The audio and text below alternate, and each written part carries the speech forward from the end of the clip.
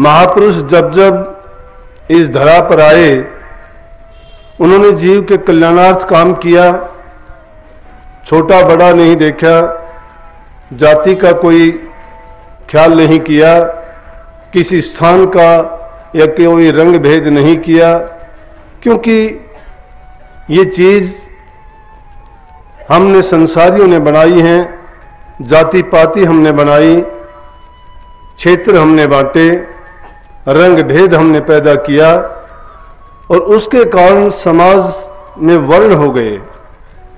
इसी प्रकार से उससे भी काम नहीं चला, हमने धर्म में भी इसी प्रकार से अलग अलग शाखाएं बनाई और एक दूसरे के प्रति यही बात नहीं बल्कि नफरत पैदा की। धर्म किसी को ये बात नहीं सिखाता है। कोई भी संत जब आता है वो किसी व्यक्ति विशेष के लिए नहीं, किसी जाति विशेष के लिए नहीं, कि किसी प्रदेश विशेष के लिए नहीं आते। आज जिनकी जयंती का जानते हो, रविदास जी का ही नाम, एक ही समय में कबीर साहब के समय गुरु रामानंद जी के अनेक शिष्य हुए थे। उस वक्त में 15वीं शताब्दी में संतों का इतना आना हुआ था कि पूरे समाज में एक धार्मिक जागृति आई थी, आध्यात्मिक जागृति पैदा हुई थी। वैसे तो हमारे शास्त्रों ने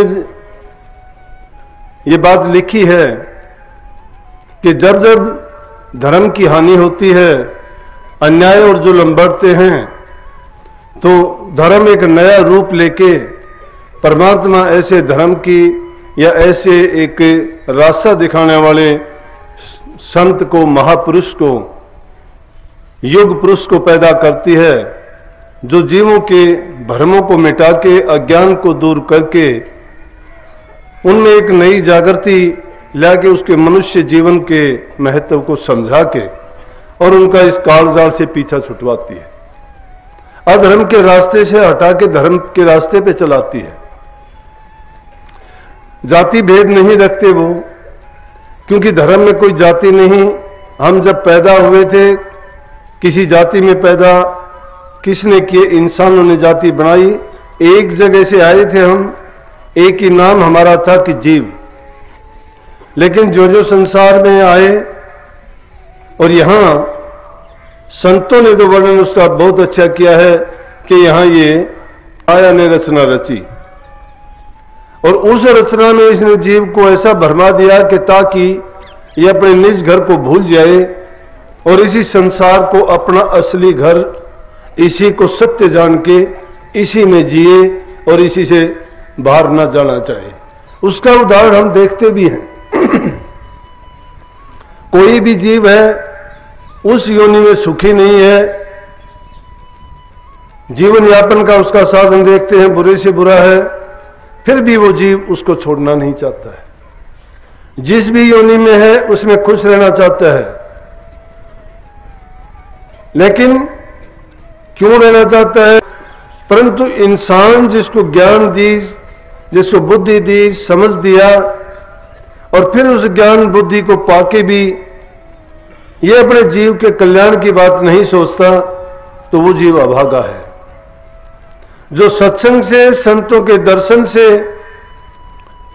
और मिले हुए अवसर का जो पूरा लाभ नहीं उठा सकता, उससे अभागा जीव नहीं हो सकता। जिन जीवों को ये प्राप्त नहीं है, सुलभ नहीं है, वो कोसते हैं अपने जीवन को कि काश हमें संत मिल जाते, काश हमें कोई रास्ता दिखाने वाला, हमारे भ्रमों को मिटाने वाला मिलता। लेकिन मिल भी जाता है तो भी जीव भटक जाता है, अनेक बार भटकता है। क्यों भटकता है? कि संसार की लालसाएं इतनी ज्यादा है कि वो सोचता है कि जिस जीवन को मैं जीता हूं, जिन चीजों में मुझे आनंद मिलता है, रस मिलता है, वही वास्तविक रस है। लेकिन वो रस नहीं है, वो विष है। उस विष का पान करके हम मरते जीते हैं संसार में अनेक बार। सबसे बुरा रोग ये है। अब सवाल पैदा होता है कि तो उसको छूटने का रास्ता संतों ने सहज भाव में बता दिया, प्रभु का नाम है। उसकी कितनी व्याख्या की जाए, संतों ने उसी का गुणगान करके जीव को समझाया है कि जीव का अगर पीछा छूट सकता है तो संतों की शरण से, और संत उसको क्या देंगे, वो ज्ञान गुटका देंगे जिसके पान करने से, उनके बताए मार्ग पर चलने से, अभ्यास करने से, नित्य प्रति ध्यान करने से और उनका चिंतन और सुमरण हमेशा करते रहने से इंसान भटका नहीं खाता, माया के जंजाल में बंधता नहीं है और काल के फ्रेब में नहीं फंसता। लेकिन जाति के बंधन हैं, हमें बांधे रखते हैं, किसी को छोटा सोचते हैं, किसी को बड़ा सोचते हैं, अपने को ताकतवर सोचते हैं तो किसी को दुर्बल सोचते हैं। और ये चीजें क्या करती हैं कि जीव को उसी हालात में, उसी स्थिति में उसको बांधे रखती हैं। रविदास जी के टाइम की बात देखो, किस जाति में पैदा हुई जाति थी, लेकिन उन्होंने तो स्पष्ट बात कही कि जो जीव परमात्मा को भजता है वो परमात्मा को प्राप्त कर लेता है। जाति पाति का बंधन या जाति पाति कोई काम नहीं आती। ना ऊंची जाति वाले वहां पहुंच सकते हैं, ना नीची जाति वालों को कोई रोक सकता है। लेकिन उन्होंने क्या कहा कि उन जीवों को वही बात है, भक्ति के रास्ते में काम आने वाली चीज क्या बताई कि 5 दोष तज जोर है संत चरण लोलीन। 5 दोष तज जोर है संत चरण लोलीन, रविदास ते ही जानिए ऊंचे और कुलीन। अरे ऊंचे और ऊंचे वर्ग वाले कौन हैं जो 5 दोषों को तज देते हैं। अब 5 दोषों की व्याख्या जहां कहीं जाते हैं सब इसका राग बड़े जोर शोर से हल पाते हैं कि भाई काम से बचो, क्रोध से बचो, लोभ से बचो, मोह के बंधन में ना फंसो और अहंकार बिल्कुल ना करो। लेकिन नहीं निकलते हैं इनसे। अब इनकी व्याख्या क्या है, क्या काम की व्याख्या है, क्या क्रोध की व्याख्या है। अगर जरूरत की चीज है उनको भी एक समझने की बात है। अल्प ज्ञान इन चीजों में फंसा देता है जीव को। जवानी जमा खर्च में करने में हमारा कुछ भी नहीं लगता है, कह देते हैं जो मन में आता है, लेकिन करना जब पड़ता है तब मुश्किल पड़ती है। करने के लिए बड़ा मुश्किल है। क्यों मुश्किल? इसलिए है कि जब हमारे ऊपर बीतती है तो हमारे अहंकार को ठेस पहुंचती है। जो हमारे अंदर बड़पन छिपा हुआ है, वो बड़पन की दीवार टूटती है तो उसको बर्दाश्त नहीं कर सकते हम। मैं तो एक सीधा सा रास्ता बताया करता हूं कि अगर भक्ति के मार्ग में कामयाब होना चाहते हो और सुखी जीवन जीना चाहते हो, तुम गलती करते हो तो हाथ जोड़ के अगले से माफी मांगो, अगला कर देता है तो उसको माफ कर दो। इससे सुलभ रास्ता कोई नहीं है। इंसान बेचैन रहता है, दूसरे की उन्नति को देख के बेचैन है, अपनी कमियों को नहीं देखता है, करना कुछ चाहता नहीं है। सब कुछ जीव के हाथ में तो नहीं है, कुछ प्रारब्ध के बस भी है। प्रारब्ध कर्म उसको धकेलता रहता है। लेकिन जिसने संत की शरण ले ली, उनके वचन की मर्यादाओं में जो बंध जाता है, उसमें काल की वस्तुएं दखल नहीं दे सकती। लेकिन हम तो क्या करते हैं कि सतगुरु को तो एक तरफ कर देते हैं। जो सतगुरु ने हमें कवच बख्शा था उसको उतार के फेंक देते हैं। थोड़ा सा लालच दिखाई देता है, क्या बताऊं। अब ये कबीर साहब का ही शब्द था। कबीर साहब भी रविदास जी के समकालीन थे, उसी समय में पैदा हुए थे। रामानंद जी के ही चेताए हुए थे। काठमांडला जाति में पैदा हुए थे, इलाहाबाद के आसपास रहते थे, उन्होंने खुद माना है। और वो तो कहते हैं कि कहीं ब्राह्मण को बड़ा मानते हो, कहीं क्षत्रिय को बड़ा मानते हो, कहीं तुम किसी को बड़ा मानते हो, कहीं शूद्र को नीचा मानते हो। वो कहते हैं कि बड़ा कौन है? जो बड़े काम करता है वो बड़ा है। जो अच्छे रास्ते पे चलता है, ईमानदारी का जीवन जीता है, अपने हक हलाल की कमाई खाता है, जिसने अच्छे गुणों को अपनाया है, वही ऊंचा और कुलीन है।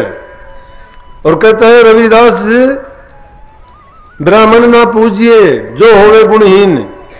जो गुणहीन है उस ब्राह्मण की पूजा ना करो। अगर ब्राह्मण है कौन? ब्राह्मण की अगर परिभाषा जानना चाहते हैं तो ब्राह्मण वो है, ब्राह्मण सोई जो ब्रह्म पिछाने। ब्राह्मण सोई जो ब्रह्म पिछाने, बाहर जाता भीतर आने, पांचों बसकर झूठ नहीं भाखे, दया जनेऊ घट में राखे, काम क्रोध लोभ मोह अहंकार न होई, और चरणदास ब्राह्मण सोई। ब्राह्मण में इतने गुण होने चाहिए, जो झूठ नहीं बोलता हो, पांचों विकारों से जो दूर हो, ब्रह्म के पहचानने वाला हो। हम सभी ब्राह्मण हैं। ब्रह्म कैसे पहचाना जाएगा? जब सच्चे गुरु की शरण में जाके जिसने नाम की दीक्षा ली और आध्यात्मिक मंडलों को जिसने तय कर लिया है। आध्यात्मिक मंडल यूं तय नहीं किए जाते। अब छोटी सी चीज बर्दाश्त नहीं कर सकते, इसी शब्द को लीजिए ने, इसमें कही थी कि घर बैठे बनो फकीर, मन मार सूरत को डांटो। घर बैठे बनो फकीर, और उसमें अलग अलग बातें समझाई कि किस प्रकार से, कि जल भरने को औरत जाती है, सिर पर घड़ा रखती है, घड़े के ऊपर भी घड़ा रख लेती है, दोनों हाथ भी छोड़ देती है, सखियों की संग बात भी करती रहती है, लेकिन सूरत उसकी घड़े में होती है, उसको गिरने नहीं देती है। कबीर साहब ने कहा कि इस ढंग से, इस प्रकार से जो अपने शरीर को साध लेगा, इस प्रकार से अपने मन और इंद्रियों को एकाग्र करके सूरत को ठिकाने पर जोड़ देगा। संतों ने, फकीरों ने अपने उदाहरण दिए। मैं महाराजियों का उदाहरण बताता हूं। जब जवान अवस्था थी, उस वक्त में अभ्यास करने के लिए बाल रखते थे, बड़े बाल थे, अपने बालों की चोटी को पकड़ के और कड़ियों से जो रस्सा बांध रखा था उससे बांध दिया करते कि अगर साधन अभ्यास करते हुए नींद का झटका ना आए। अगर नींद आई तो वो रस्सा खिंच जाएगा और फिर वापस उसी अवस्था में आ जाएंगे। इस प्रकार से जो अपने मन के हालात को रोकता है, इंद्रियों के स्वाद को रोक देता है, भूख प्यास को जो बस में कर लेता है, उसको संसार की इच्छाएं और कामनाएं अपने आप खत्म होती चली जाती हैं, तब वो जाके अंतर में जुड़ता है। लेकिन संतों की मौज देखो कि हम जैसे अज्ञानियों के लिए कलयुग में कितना साधारण और सरल रास्ता उन्होंने बता दिया। अरे थोड़ा सा समय होता है, घंटे आधा घंटा के लिए तुम सत्संग सुनने के लिए बैठे हो, तब भी किसी को खुजली चलती है, किसी के मन में दूसरे ख्याल और विचार आते हैं। कोई बैठने के लिए जगह ढूंढता है कि दीवार का सहारा लेके कट पीछे लगा के सहारा लेके बैठ जाऊं। सहारा लेके बैठ जाओगे, सुस्ती आएगी, नींद आएगी, वंचित रह जाओगे उस बात से। ऐसी ऐसी बातों पर जब तुम एक एक बात की निरख परख करना शुरू कर दोगे, एक एक बात का ख्याल रखोगे कि मैं कहीं कोई गलती तो नहीं करता, मेरे किसी बोलने से किसी को दुख तो नहीं होता, किसी की चीज ऐसी वैसी लेने से मेरे ध्यान में, अभ्यास में, मेरे विचार में, मेरे जीवन में कोई खलल तो नहीं पड़ती। अगर इन बातों का ख्याल जिस दिन करना शुरू कर देंगे तो उस दिन समझो कि हम धर्ममय हो जाएंगे, तब इस मार्ग पर चलने के काबिल बनेंगे।